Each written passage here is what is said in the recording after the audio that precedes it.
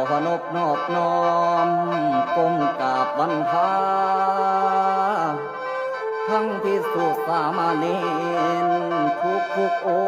งค์เดินทางสาธุชนพร้อมยิ่งใส่หน่อยใหญ่เบิ่งทั้งใดกะมากล้นคนได้สื่นยินดีเพราะว่าในมือนี้เป็นมือที่รอมามือสำเร็จการศึกษามอมหาจุฬานี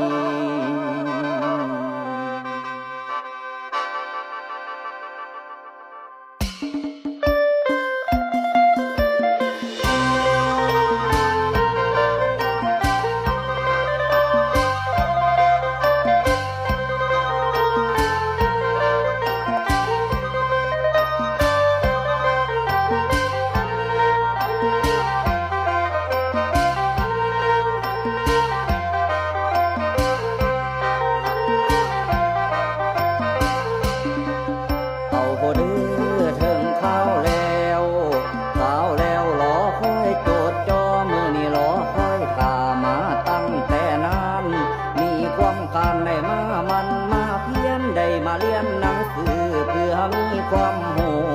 อดสาสู่บูมาหลายอย่างอุปสรรคต่างๆกว่าสิปลดออกได้บางครั้งให้